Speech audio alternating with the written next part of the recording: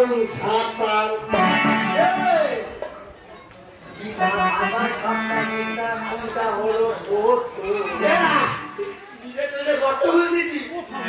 নিজের দোষে দাদায় আমার খুলে নিজের গর্ত গর্ব নিয়ে বেঁচা করে বড় সন্তান সেই কারণে দাদার পিঠে সাধু বাদু সাঁতাল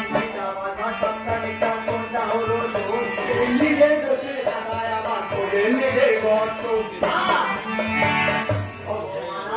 হলো এই কথাটা শুনি যুক্তি দিয়ে বুঝিয়ে যাব শোনো